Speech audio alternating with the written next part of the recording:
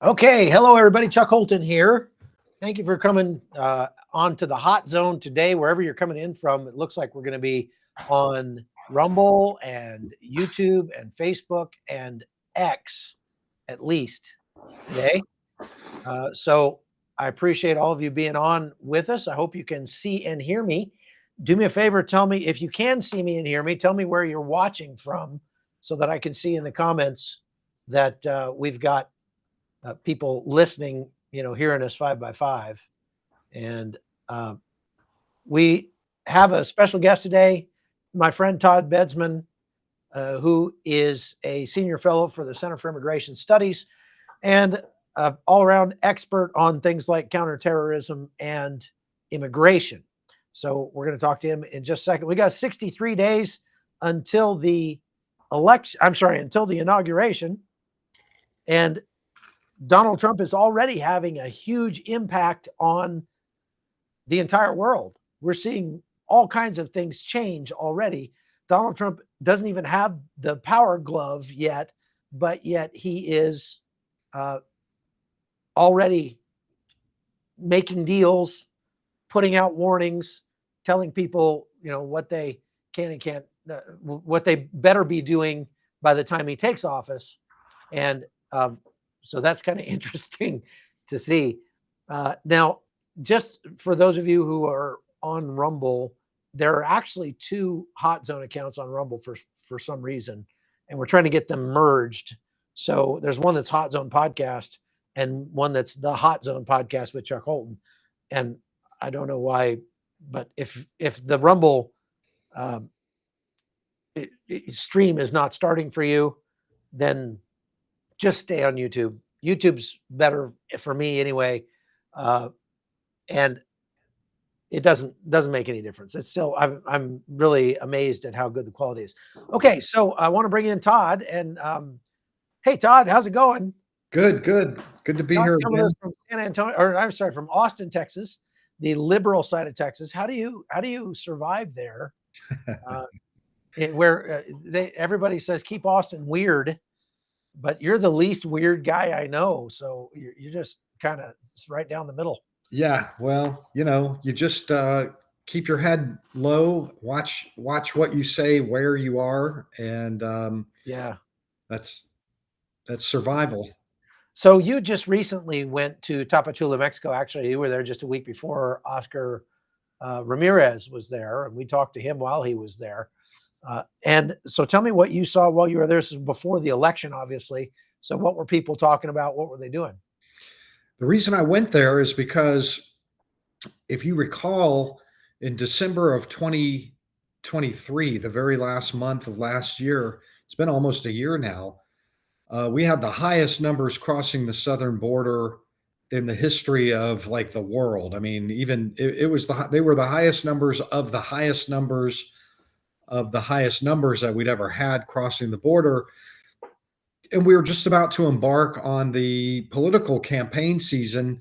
And if you're a Democrat running for office like Joe Biden was back then, you absolutely cannot have that kind of flow crossing the border while you're trying to run for election. So he went down to Mexico and he cut a deal, and he had his top lieutenants go down there and cut a deal to do a big military campaign, which subsequently has been dubbed Operation Carousel. And they rounded up tens of thousands of immigrants from northern Mexico and all the cities and towns and forced them onto planes and buses and shipped them on down to Tapachula, and then trapped them down there behind a military blockade, kind of a Gaza Strip sort of a situation of militarized roadblocks, and wouldn't let anybody come through, or most anybody. So the numbers crossing the border within 2 weeks plummeted by 80%. It was an instantaneous fix. And then they just kept that in place all throughout the entire campaign and let them build up down there in Tapachula, Villahermosa. And so getting close to the campaign, I decided to go down there into the middle of the Gaza Strip of Mexico, down along the Guatemala border, to see what was up, what they were thinking, what the Mexicans were thinking. Are they going to keep this blockade in place after the election? Is there going to be they're going to release everybody and have them rush forward and et cetera. And anyway, that's why I went down there. I saw caravans forming up, joined one of them and spent a day with one of the caravans, about 1,000 people, moving about 40 clicks north of Tapachula. I was the only reporter there, by the way, hanging out with those guys, interviewing everybody. And then Tapachula itself was absolutely the most jam-packed. You and I have been to Tapachula at least once, maybe couple times, I think. Yeah. Yeah. And I'm going to tell you, I mean, I've never seen it as packed in like this, like sardines before. I've been going to Tapachula since 2007, I think was the first time I'd been there. And I'd never seen it like this. I mean, it was just hundreds of thousands of people down there jammed in, with more crossing in all the time from Guatemala. And they were being held back. And the big question was, of course, what's going to happen? And they were doing caravans. The government was actually escorting them. These were not rebellious caravans of the types you and I are used to, where they're going to go all the way to the U.S. border. Not at all.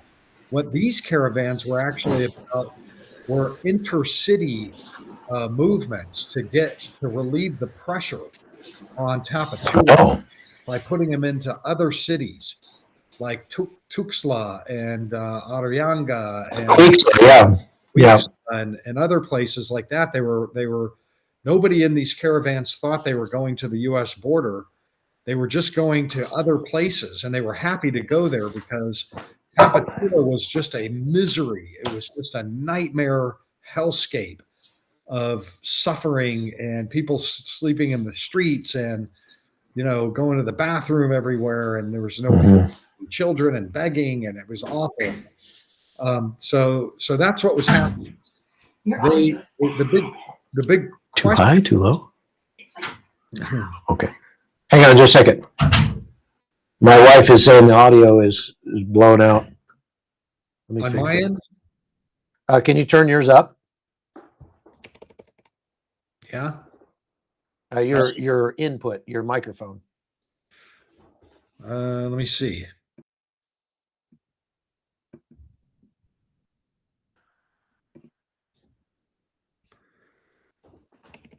All right. How's I that? think mine should be okay now. Am I still too high or? You're a little low. You're a little low. It needs to come up louder. All right. How's that? Is that any better?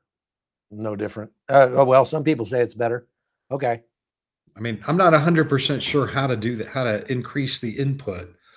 That's a bridge too far for me technologically. Okay, so go ahead. So these people were moving intercity just to relieve the pressure in Tapachula, right? Right. Yeah. And of course, in the U.S., it was reported wrongly that these were on their way to the U.S. border. No, they weren't. They weren't getting past the Mexicans. The Mexicans were still doing Operation Carousel, and they still are even to this day. The big question was what's going to happen on Election Day.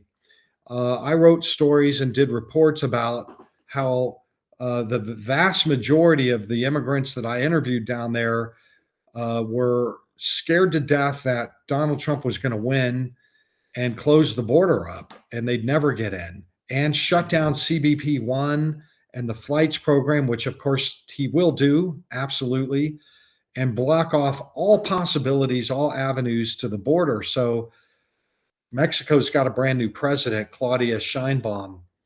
And so nobody really knows how she's going to respond to a challenge to Operation Carousel. So she's a raging leftist, even more than AMLO, right? Oh, yeah. Yeah.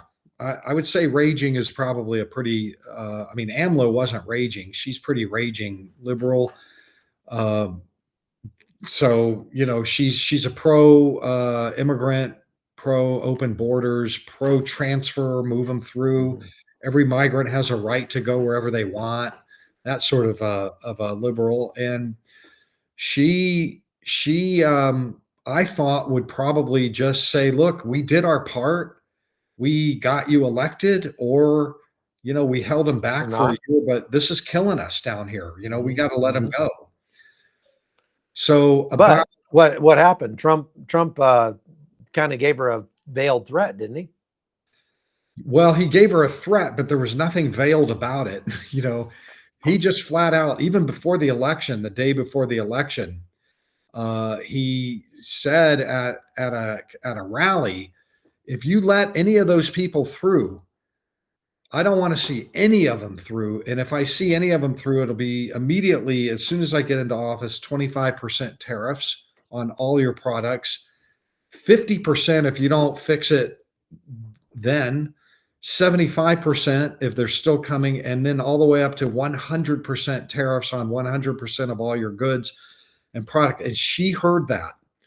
And so lo and behold, Operation Carousel is still operating. It's going to be probably operating for the next 4 years. That's just the way it's going to be. And he didn't even have to enter office. He didn't even have to win election yet for that to work, but he did. He didn't even have to finish the wall. I mean, so he used to say in the first election that he was going to build a wall and Mexico was going to pay for it. Now it looks like Mexico's paying to get the migrants away from the border, and we don't even have the wall finished. We're not even building the wall. Do you think he will finish that wall? Yes, he will finish that wall. And they'll find the money. They'll declare an emergency. One other thing happened that was interesting. Is he appointed a Tom Homan, former ICE commissioner, as the border czar. This guy's a friend of yours, right? Yeah, I mean, well, he's an acquaintance. We know each other. I talk to him all the time. We commiserate for over the last 3 or 4 years, and he's now the border czar. And he came out with a bullhorn, like at a football stadium. Like he had the command of all the comms. And he just said to those immigrants down there, I'm going to deport all of you. None of you are staying. And those of you who are in, don't get too comfortable because, you got a big bullseye on your back for deportation. So how will he do that? How would he actually, what are some ways he could actually affect that? Well, initially they're going to scope it to, criminal aliens, who can be against that, right? Criminals, murderers and rapists and child molesters and the like. He's going to target them. And then next he'll target the 1.4 million who already have signed judicial removal orders on them that just never got served because the Biden administration didn't believe in it. So that's plenty to do right there while they build up the infrastructure that they need to keep going. Probably like a giant water slide that goes down into Mexico. We just throw them in there. Right. Well, that would be good for the children. There'll be a lot of, because that's going to be the big issue, be a big, ugly political mess there when they start rounding up families. But the point is that they have to have bed space for family groups. Homan wants to deport them together. He doesn't believe in family separation. He believes in total family deportation together. So mom, dad, and the kids all go together.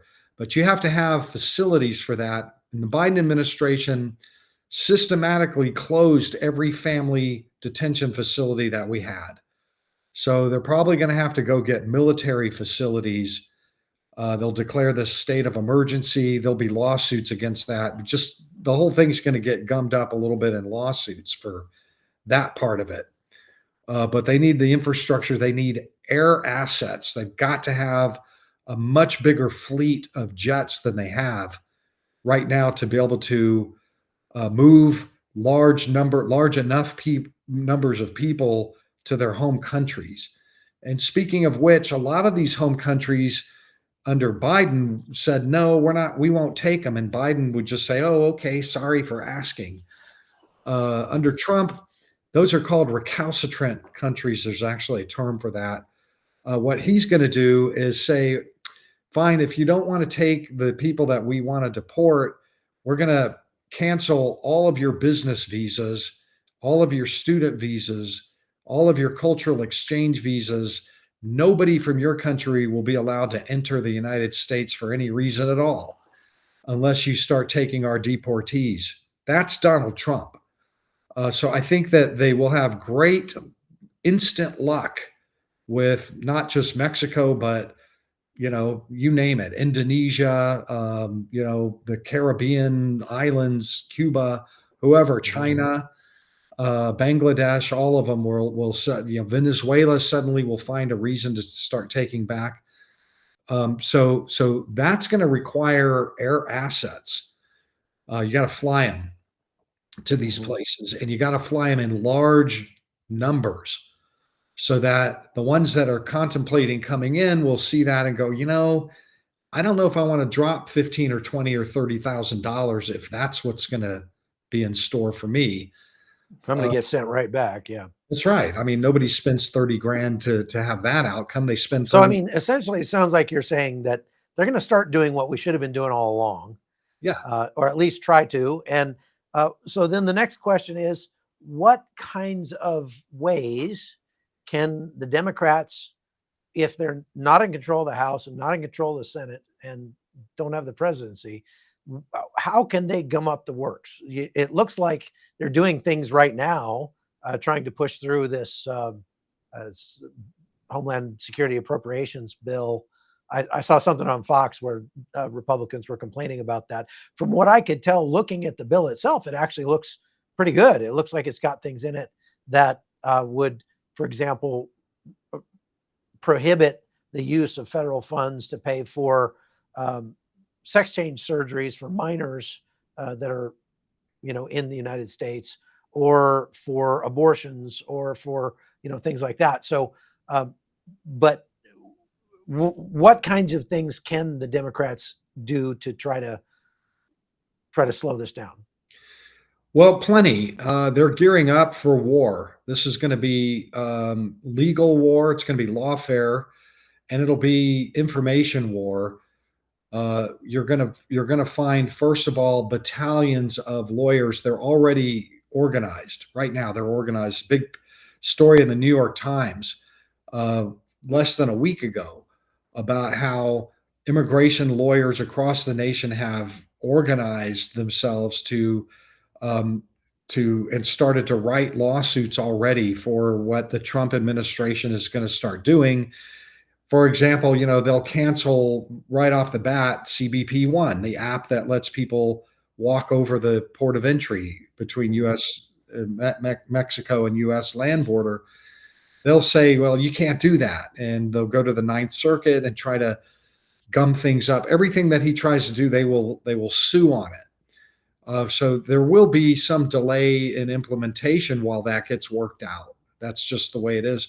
But some of the policies have already gone through the litigation process, like Remain in Mexico. I know you know all about Remain in Mexico. You've seen that firsthand. That's vetted legally, and it's incredibly impactful to be forcing people back across to wait their asylum claims there in Mexico rather than to be released inside the United States. There will be longer term detention for people that try to cross. There will be lawsuits on that. There will be lawsuits on really anything, even the wall, the emergency decree that they try to make. This, that, and the other. They will do that. Now, they may not have as good a luck as the first administration, because the Trump people during the first administration actually were able to get a lot of conservative judges appointed to the 9th District. About a third of them now are conservative. That used to be a full-on blue, that was the place to go to challenge Republican policy. And they may not have that kind of luck this time around. And also, like I said, there's going to be information war. Now, what I mean by that, if you remember family separation controversy, they politicized the prosecution of adults for illegal entry, and you can't bring kids into a jail because, there's molestation issues about that. So they would separate them. The parents would go to jail and the kids would go to HHS. That didn't work. It was really, even Trump said, look, that's too damaging for us. So we're going to retract family separation. But you're going to find TV cameras zeroing in on the very first family who has an American kid who can't go with them and has to stay with relatives or something. And they'll be there with the child probably weeping and crying as their parents are being, led away into the ICE van. And they're already starting to call ICE detention facilities concentration camps. ICE officers, Nazi guards. They're making allusions to the Holocaust, that these are modern day Jews being rounded up, that sort of thing. That these are just good people being rounded up, and you're going to just see unbelievable amounts of that. So be prepared to respond to that, and the administration is going to have to respond to those kind of scenes as well. They are going to politicize every little piece of that and wring from it as much political advantage as they can, and try to get the administration to back off of policies like that. Well, now I've watched some of I was looking at some of your articles over here on your website. Folks, if you are just coming on, this is Todd Bensman. He is a senior fellow at the Center for Immigration Studies. He's got a couple of very good books out about the immigration crisis. One's called America's Covert Border War, and one's called Overrun, the most recent one. And I highly recommend those, especially because I think you quote me in one of those at least. But I think I've got to both of them, Chuck. You did not escape. So you're as you're talking about this family separation thing, it has me remembering the trip that you and I made to Guatemala, where we went to that village in the northern, very remote area of Guatemala. And what we found was the true family separation. That is, these guys leaving their wives and children and heading up to the United States to work, and with the promise that they'll send money home and build a nice big house for their family. So we walked into this village, as you remember, that was completely full of McMansions, which is weird because most of the villages in that area are like grass huts. And there are all these 3,000-foot McMansions, down the streets of this one village, but there's nobody there. It's just women and children. And in a lot of those houses, they were unfinished, and they would have like goats in there, or a little campfire in the living room or something like that, because they don't know how to live in a house like that. But their loved one that went to the States had been sending money home to build their retirement home. But we talked to many of them that said, well, eventually the money quit coming. And as it turned out, this guy just got lonely and ended up getting a different family in the States.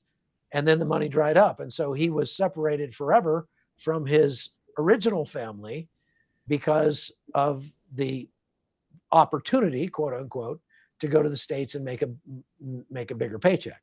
Do you recall that? How do you feel? Like that might change?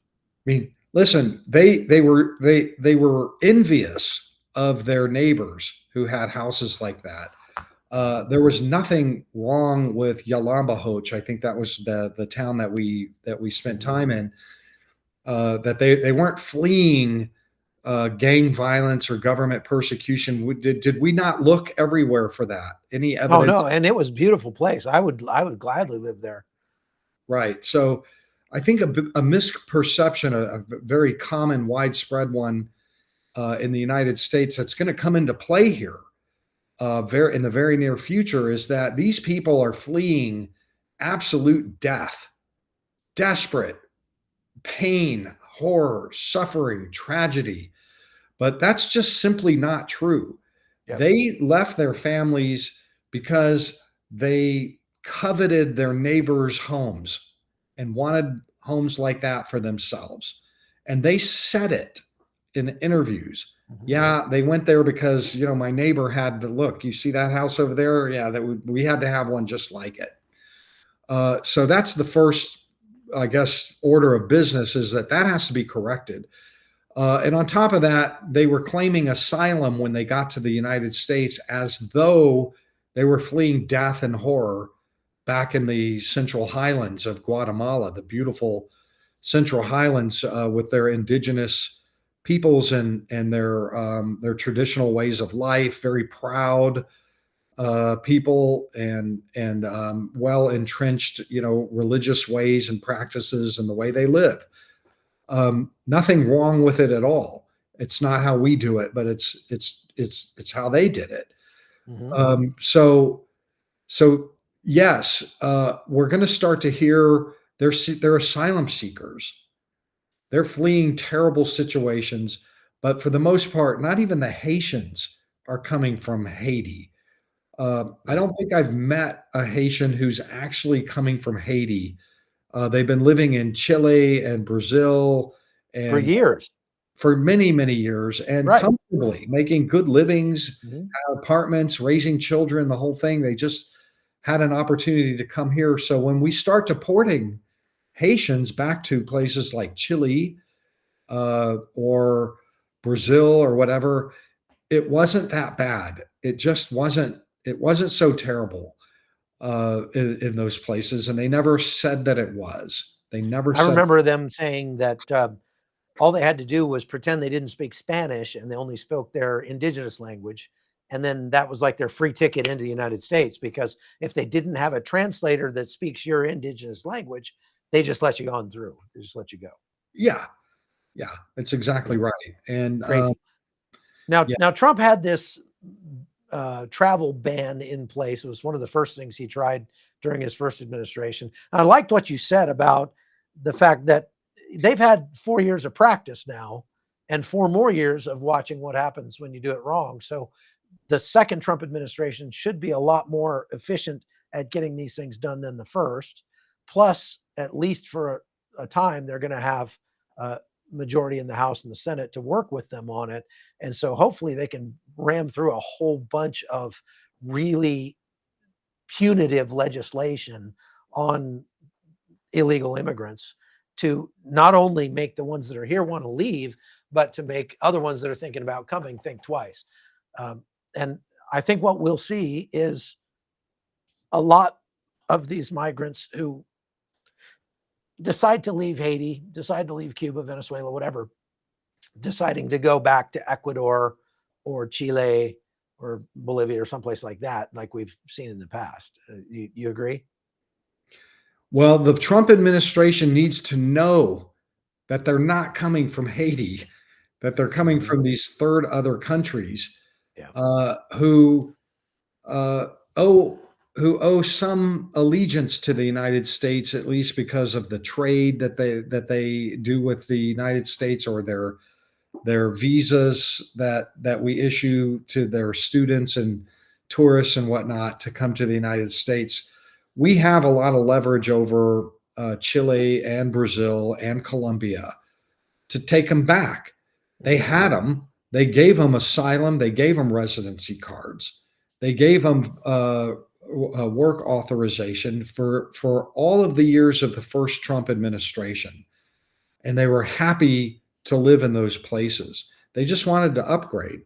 What's going to happen is Trump is going to probably allow the temporary protected status that the Biden administration has blanketed the Haitians with in this country, meaning that they are shielded from deportation because they can't go back to Haiti. Haiti is a terrible failed state. We all know that, except that none of these people are coming from Haiti. I don't know how many times I need to repeat that, or the Trump administration needs to repeat that, but they need to make the Chileans take them back, and they need to make Colombia take them back, and all the other places where they were living quite happily for years and years before they decided to come here and seek temporary protective status. They're just looking for more money. That's all there is to it. They're just looking for more money. So this travel ban, they called it the first term, they called it the Muslim travel ban. That's not Muslim travel ban. accurate because it was a ban on countries and not religions. But do you think he will bring that back? Well, so that's an interesting, that's a national security measure that I argue in the New York Post piece that just ran on Friday. He has said he's bringing it back. That was a lightning rod for the Democrats. They campaigned on it. And when Biden finally entered office, the very first thing he did was he killed it out. But people don't understand what that was. That was a ban on issuing visas or sharp restrictions. It wasn't even a total ban on issuing visas from 13 countries that have no government that we can call up and have them help us check the backgrounds for terrorism or criminality of their applicants. Somalia is a great example. They haven't had a government in 30 years. They don't even, people that born after 1991 don't even have marriage licenses, birth certificates, driver's licenses, no government at all, no computers, nothing, no jails, no police, nothing, no courts. And so here we have, a ban on Somalis from coming into the country because frankly, enough of them are affiliated with Al-Shabaab and ISIS and other terrorist organizations that Trump's felt like we're not even going to take the risk. We don't have to take the risk to let Somalis in, or Libyans, or people from Myanmar and other. Venezuela was on the list. They're not Syria. They're not helping us with an intel share on their people. So the answer is no on almost anybody who tries to come here from those countries. And I argue in the piece that we need to do it because we can't vet them for security. And I point out all these different cases of people from those very countries, Yemen, who showed up here on a visa and turned out to be trying to attack us and kill us. We had to go prosecute them and investigate them, and it's expensive, and put them in prison and everything else. Just shut it down. And I also argue that the list should be expanded from 13 to many more besides 13. It didn't go far enough, in my opinion. Iraq should be on there now. Afghanistan has changed. We withdrew since last time. Now it's the Taliban. What are we calling the Taliban? And asking for an intel share to dime out their own people that they're sending in here? No, of course not. So you got to have Afghanistan on that list. You've got to have Tajikistan on that list. And anyway, I probably went on too much, but that's another great national security policy, in my opinion. Well, the last time I was down in the Darien Gap, I mean, you've been down there. You were just there recently, and there's all these people down there that are, I mean, you can't help but feel sorry for them. My goodness, they're so miserable going through the gap. Of course, they chose to do this. And again, they're not actually fleeing violence and oppression in most cases. And even if they were, they have already had to cross through multiple safe countries where they could have made a living. And so they don't need to continue on to the United States. So they've chosen to do that. And so does it trouble you? I can see in the comments here, it troubles some people that, these people are in our country illegally, came here as economic migrants, whatever the situation was like in their home countries. By the time they get to the US, they have to be economic migrants because they chose not to stay in all those other countries along the way. Exactly. And so, you meet these people. I don't necessarily feel like they're evil people, but they certainly are making bad choices, and we don't want to do things to encourage. As a matter of fact, we want to do things to encourage them to stop making those bad choices by making it more difficult and more painful and more costly for them to be in the United States. I don't know that I don't, what's your feeling? I mean, as far as these, like you said, we're going to start with the obvious, easy layups when it comes to which people we're going to deport first. Let's say we get through all those people. Do you see people going door to door and asking for people's papers, or is there a smarter way that we could do that? That we just would make them want to leave of their own free will. Right. Well, keep in mind that, most people who are illegally present in the United States are going to be keenly aware that other people like them have just been detained and flown home.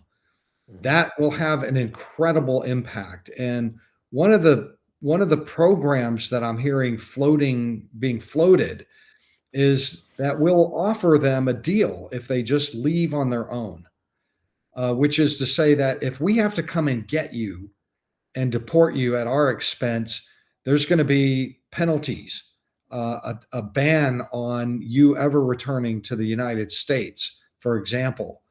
But under this, what we're hearing is, if you voluntarily deport yourself, we'll actually give you a shot at the head of the line to apply for legal entry. You can come back in. You aren't banned. We will look kindly upon you if you voluntarily self-deport. So I think that'll be something that'll be very interesting. Other countries in Europe have actually ponied up cash for those who choose to leave. Mm-hmm. I saw that. Yeah, like now, what about like a remittance tax? Obviously, many of these people who come to the United States come to get better jobs and then send money home to their families. If we started taxing that money, is that a realistic solution, or would there be too many very easy ways for them to get around the remittance tax? I'm not 100% sure why we haven't done that already years ago. There must be some sort of a legal hang up about it. Somebody in your audience knows what that legal hang up is. I'd like to know, but Trump was in office for 4 years and he was saying, Mexico's going to pay for the big, beautiful wall. And we all thought he meant a tax on remittances, or that, Mexico would be somehow, that system would be, money would be diverted from it to the wall, but it never happened. So, and I'm not sure why. So that's the short answer is I don't really know why they didn't do that. It seems to make perfect sense, right? Doesn't that sound good? Like, why not tax? Well, it makes perfect sense to me. It does sound very good, except if I think, well, I send money multiple times every month to people outside the United States that are family members, or these women in Colombia that we care for down there, single mothers. We're trying to keep them from coming to the United States. So we're trying to help them make it in Colombia. And I'm like, well, that would probably affect me then, because I'd get caught up in that remittance tax, even though I'm not really sending a remittance. I guess in some sense I am to Armenia when we pay my son over there. But nevertheless, I think, well, there's Bitcoin, there's other things now out there that would make it, if not easy, definitely possible to get around. So I don't know. That's kind of what I think is, maybe it would just be too easy for people to go around, and then they don't bother. Yeah. I still think they should try it. Yeah. I wouldn't be surprised if somebody floated that this time around. Finally, and just kind of tried to push something through and figure it out, Yeah. That's the thing, is that, like Amber DeMack is saying, yes, tax people with a 75% tax on money sent back to other countries. Yeah. But what if, like, my son lives in another country? He's an American. I'm an American. And if they're taxing all remittances from the United States, how do they figure out which ones are from illegal migrants and which ones aren't? And then, the Israelis tried something that was really innovative, I thought. They had a African migrant problem. And what they came up with was, we'll let you work here, but you're going to have to set aside a third or 40% of your earnings in a trust, and you don't get to get that money until you leave. When you fly home, you can cash out and you'll have that money as a savings for you when you go home. But until then, it's ours, and we'll be earning some kind of float on it as well. So I think that the Israeli Supreme Court, which is super liberal, ended up striking that one down, if I'm not. But I thought it was clever. And, why not try something like that? Yeah. Yeah. I guess we should. So there was a terror attack, last week or the week before in Chicago. I remember the last time I was in the Darien, I was watching these migrants get off of the boats as they came into Panama at Las Blancas. And this guy I was just going down the line saying, "Where are you from? Where are you from? Where are you from?" And one guy says, "Mauritania." And I was like, "What? Mauritania? What?" Well, now we see there's a Mauritanian migrant who is charged with shooting a Jewish man in Chicago. Tell me that story. Tell me what happened. Yeah, this happened probably 3 weeks ago, just shortly before the election. Mauritanian, and I've met lots of Mauritanians too. There are lots of they're almost always young single men in their kind of mid-20s, early to mid-20s, coming through, and they rarely will talk to you. They speak French mostly, but you could have a conversation with them on an app if you don't speak French. They never want to talk, and that is the Sahel Desert region where they're from. I think you've been out there a time or two. That is just absolutely rife with terrorist organizations, ISIS spinoffs, and Qaeda and everything else. Boko Haram is out there. So it's definitely a dangerous neighborhood. And when you see people coming in over the Darien from those places, you always wonder, and I've wondered aloud. I've written about them actually before as well. Anyway, one of them, went off the deep end. He crossed the border in March 2023 and went full jihadi in Chicago. Allahu Akbar, went after a visibly Jewish Orthodox men. They wear the yarmulkes and they have the visible accoutrement about, that their religion. So he was easy to target, and shot him in the back. And it kind of went through his shoulder, is my understanding. Thank God he is alive. He survived the attack. The fire department came, ambulances came, and this guy opened fire on them until finally the police showed up, and it was a gun battle for 3.5 minutes, which, if you've been in a gun battle before, 3.5 minutes is a really long time for a gunfight. Yes, it is. And they had a gunfight that long with this guy in the streets of Chicago, and they wounded him, and he survived. So he's Allahu Akbaring, and the authorities arrested him and charged him with 15 counts of attempted murder. Initially, there was pushback from the Jewish community saying, "What do you mean? What about the hate crime? They targeted our guy because he's Jewish."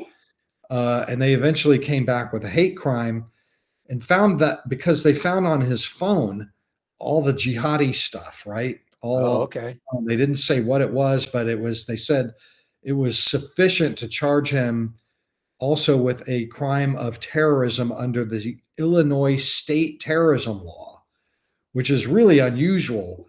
Lots of states have their own terrorism laws that they put in place as a political thing right after 9/11. Nobody ever really uses them because the feds almost always come in, and this is a federal thing, international terrorism. In this case, the feds were AWOL. I haven't seen a word or an FBI raid jacket anywhere near this thing. So the state of Illinois charged him with terrorism under that state statute. The media went away. The media didn't really cover it in the beginning at all either. And then finally, they grudgingly had to write a couple stories because they had a press conference saying we're charging this guy with terrorism. The point being that, to me, this is a major precedent for the United States, where you have a border crossing terrorist actually fire around that landed home on a victim. Not material support, not, maybe we have intel, not a sting operation, not he went to Canada and did it there. It was here in the United States against an American citizen. And to me, this is a very important event to learn more about. The media's gone. The FBI seems to be gone. And what I'm really hoping is that when Trump comes into office, his FBI will actually get on this thing and do the right thing, take it over. Since when doesn't the FBI Bigfoot a terror case, right? Right. Well, you wrote about another thwarted terror attack back in like October or September or something like that in New York, didn't you? From another migrant that came across the border. What That's can you right. tell us about that one? Oh, yeah. I mean, there was that. There have been a number of them. There was an Afghan. First, I'll get to the Afghan first, who came in. Oh, no. I mean, there was even one that was so awful before that one. This is a Somali who was training overseas to fly jets, Really? who was planning to fly a jet into an American building and kill everybody aboard, just like 9/11. It was another 9/11. It was a real deal. They caught him. By a miracle, they caught this guy overseas, indicted him, blew the plot up, brought him here, and they're prosecuting him. And that thing has gotten almost no media attention at all. Incredible. That's But insane. there was another one, an Afghan. I'm going to write about it. I just haven't gotten to it yet because so many things are in front of it. That was an amazing case. He was going to do it on election day. He was going to do it just recently. Then we had a terrorist out of Canada. The Trudeau government brought him in as part of a very large, historic, significant legal migration project to bring in 500,000 a year. He's brought in almost 2 million people from around the world, focusing a lot on Middle Eastern countries. So they bring in a guy from Afghanistan there, and he immediately begins plotting to cross the northern border from Canada into the United States to go into New York and slaughter Jews praying for the high holiday services. They caught him. They got into him in a sting on the Canadian side, but he paid for a smuggler. He arranged a smuggler to sneak him in over the border, the northern border, which we never really think about as much. They caught him 12 clicks away from crossing and rolled him up along with a couple of co-conspirators. It was a fully baked plot. The intent was to block the exits of the synagogue so that they could slaughter everybody inside. Nobody would be able to get out of this thing. Wow. They caught him. They caught another Afghan who was planning to come through here and slaughter Americans from Canada. So the northern border, we shouldn't forget that Justin Trudeau's liberal government made us less safe by bringing in all of these, legally bringing in there. You can't just parachute into the Yukon with a dog sled team or something. The Canadians they're landlocked pretty much. You've got the oceans, but you have to mainly fly in to get into Canada. I suppose you can take a ship and jump ship, but the water's pretty cold up there. So the point being is that they had to bring them in legally. And I think that a lot of terrorists and a lot of bad actors are using the Canadian program as a lily pad to then cross south into our country. And lots of them are crossing south into our country, including guys like that. Trump Man, already is just the prospect of Trump is already reportedly creating the opposite suction effect back into Canada. That a lot of these people are now crossing back north, or going to be crossing north into Canada from here, and good riddance to them. some of them might be from Hollywood too. Yeah, that's true. You know, and it's funny. I hear all these people saying, "Oh, Trump victory, I'm going to leave. I'm leaving the country. I'm going to Canada." And my first thought is like, why? Because they're mostly white up there. What's wrong with Mexico? Mexico's Right. like, what do you got against? You got something against brown people of Mexico? You don't like Mexican food? What's wrong with you? And I'll tell you this, I mean, as much time as I've spent in Mexico, I mean, I've fallen in love with Mexico. It's a fantastic country, and I would live there someday for sure. It's a great country. It's not I have lived there. It's not bad at all. And Yeah. like I say, you don't find any better food anywhere in the world. Now, I want to hear about what you told me you saw in Tapachula when you were just there a couple weeks ago, right before the election. The people that were staying in the hotel where you were, because you weren't staying in a dive hotel, you were staying in one of the few decent hotels in Tapachula. I've been there. What'd you find there? Yeah, well, first of all, in my defense, I usually stay at a regular hotel that people stay in, and as you and I, but they were all filled up. There was no hotel space, so you have to pay more to find any hotel space at all. But anyway, my hotel was filled with Armenians, man. I've never met so many Armenians. Every morning at breakfast, there they all were. I was in line with the Armenians. You know, I tried to talk to So some. were these mostly military age males, or were there women with them, or what? They were families, and they seemed very well heeled. I mean, these people, yeah, I mean, they had, you could tell that this was Armenia's probably elite, maybe middle class. They were well resourced.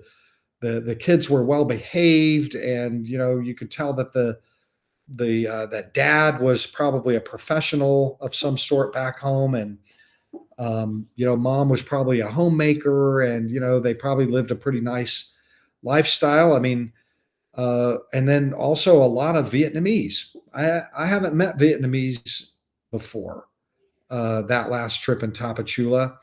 I remember driving down the street of Tapachula and just seeing, you know, 50 of them in a one big long row walking together down the road with very well equipped, the best kind of backpacks, new equipment, everything, you know, good boots, good clothing, good, you know, they were prepared. They had guides.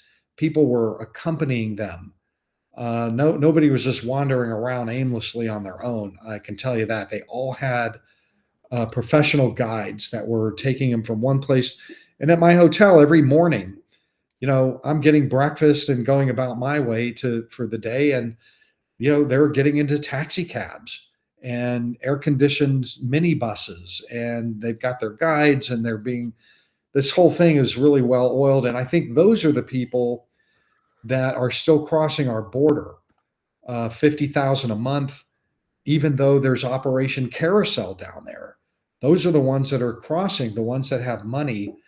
Do they have money to bribe their way through the checkpoints? Absolutely. That's what's happening.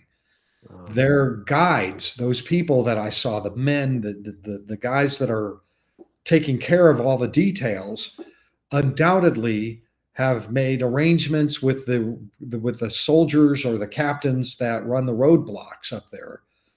So I'm trying to figure out the Armenian route. I mean, I know there are a lot of Armenians that come to the United States illegally across the southern border. And many of them come, you know, there are tons of Armenians in the United States already. And they're just coming for better paycheck. There's no reason at all to leave Armenia at this point. And I mean, we take people to Armenia. As a matter of fact, we have a tour going to Armenia in June of this coming year. And Todd, you really ought to come along and come see Armenia. I want to, yes. Yeah, you really should do it. We've got, I think, maybe 4 or 5 slots left on that tour. If you're interested in coming to Armenia with us, we're trying to finish up that tour, and then we'll open up another tour if we have enough demand. But it's in June of this coming year, 2025. We can send you all the information if you're interested in taking an adventure with Chuck and Connie Holton. This is your chance to do it, and believe me, you will not regret going to see Armenia. It is one of the greatest countries I've ever been to, and I've been to most of them. And so highly recommend you come. But so these people that leave Armenia to come to the United States and don't want to go to the embassy and get a visa like my daughter-in-law did, but just come illegally like many of her friends have. What's the routing? Because they can fly to Mexico. And if they can fly to Mexico, why wouldn't they just fly to Tijuana? I think they are flying. I couldn't really talk to them. I mean, I tried a number of times, and they're coached. These guys are not talking to reporter types. And neither were the Vietnamese. You run into that. Although the Chinese will very rarely ever talk to you as well. And I don't know what their visa situation is, but I suspect you're right. They could at least fly into Guatemala on a tourist visa, Armenia. Yeah. Look, you said it yourself. I mean, they're probably all going to claim asylum. That maybe there's some pocket of conflict over there with. I mean, they can say that. There are Armenians that have been driven out of their homes in the Nagorno-Karabakh district, which is not actually in Armenia proper. It's actually surrounded by Azerbaijan. Right. They're nowhere near it. They were driven out of that into Armenia, but they get there are social welfare programs for them in Armenia. They get paid to get a house and food and stuff like that in Armenia. And it's not easy for them if they're from Artsakh like that, but it's certainly no reason for them to come to the United States. And again, if they did need to leave, they crossed through a dozen countries already where they could have easily made a life. So they don't have to come to the U.S. That's right. And so by the time they get to the U.S., they are economic migrants, point, period, end of story. There's no more talking about that. I mean, that's all there is to it. But now the ones that my daughter-in-law has told me about that she knows, who she follows, friends of hers from school on Facebook or whatever. And one day they just pop up and they're in California all of a sudden. Many of them went to the United States in order to have babies there because they want their baby to have American citizenship. So it's, anchor baby stuff. But surprising, I would have really I'm half tempted to fly to Tapachula just to go find the Armenians because I really want to know more about that topic just because Armenia is so near and dear to my heart now. And I can tell them all about my son who left the United States to go to Armenia because he thought it was better in Armenia. So, well, I recently got a Freedom of Information Act request return for a breakdown of all the different countries and the numbers. And Armenia was one of the highest. I mean, I want to say there were like 11 or 12,000 Armenians that have already crossed in and they're here that came in over the border. I'd have to double check my number. I'll send it to you later. But there a lot of Armenians have already crossed the border.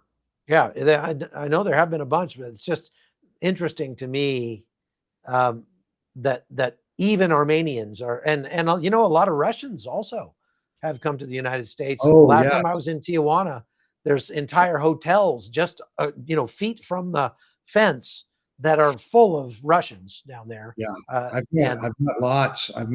On this last trip, I met some Iranians who actually spoke English, and I'm still in contact, communicating with one of the Iranians. And he's in the U.S. now. No, he can't get past the Operation Carousel. Oh, okay. His problem, and he says he doesn't have the money for the smugglers. Everybody down there knows that if you have a certain amount of money, you can buy your way to the U.S. border. That's what's happening. The ones that are coming are the wealthy They're the wealthiest of the wealthy immigrants. That's why they're from all over the world. They're extra continentals from all over Africa and everything, but they're the moneyed class mostly. Interesting. Not all of them, but a lot of them are. You know, I know you've met Venezuelans. I mean, when I was in Colombia, it was funny because I was meeting all of these Venezuelan families, and the women were like, you know, painted fingernails and, you know, with the earrings, and they had colorful fake boobs and everything. Yeah, they're the right. And it was just like, what are you doing out here? I mean, what are you doing going through the Darien Gap? They hired somebody to carry their gear and take care of their camping needs and stuff like that. It's like, really? It's amazing that it has become such an industry, and so many people are making money off of this industry that now it's about to just crash. This whole industry is about to crash. And you were even joking about, like, you know, I've been writing on this for years now. What am I going to do? You know, Right. What am I you're going to have to go write about, you know, Brittany went out partying again without her panties or something. Right. Because I mean, I haven't declared the mass migration border crisis over, but it's getting close. You know, if I see a number of months, if they don't rush the border during the transition period and Trump actually gets in there, I think it's going to be dead, over. And I mean, all the way down trail, like COVID era dead, all the way down through the Darien Gap. That's what I'm thinking. And I guess if you're in the immigration, mass migration business, you're going to be kind of out of business. And a mutual friend of ours who's down there right now texted me yesterday saying he was in, I think, Rio. I'm not sure if he was in Rio. He's somewhere down in Brazil. And he said that the United Nations, which some of us have been reporting about I mean, talk about getting, you know, obese on profit, those UN agencies and the NGOs. He said he went in and he was posing I think as an immigrant or something, and was trying to get a job, or not an immigrant, but as an American trying to get a job with the UN. And they said, we have a massive hiring freeze effective like 2 days ago. No more money is being spent. Everybody's going to get laid off. It's over. The whole party is over. Well, that's awesome. I'm waiting for that. That's the best news that I've heard all day. Right. Because, you know, when I was in Tapachula, if you look at my Twitter feed, and I wrote a big story about this before the election, they're building this massive 75,000 square foot facility, one-stop shop. You know, UN, NGO, everybody goes in there, and they've got a big room. NGO super mall. A super mall. They got a room out there for a tent city, the whole thing. And I think that they were just gambling that Kamala Harris was going to win. Now I bet you that thing's they're not even going to finish construction on it. Turn it into a goat pen or something. Right. Big giant. There. Right. Well, it's going to be interesting for sure. And you can always go report on the riots and, you know, protests and stuff that are going to happen for the next 4 years here in the United States. And I may see you there. Folks, this is Todd Bensman. He's a senior fellow at the Center for Immigration Studies and has a couple of good books out on the immigration crisis that I recommend you read. And you can go to toddbensman.com and you can see those. As a matter of fact, I think I actually have. Yeah, they're right over my shoulder here on the wall. They just these things happen to be up there in my studio background. Okay. So there's toddbensman.com down at the bottom of the screen.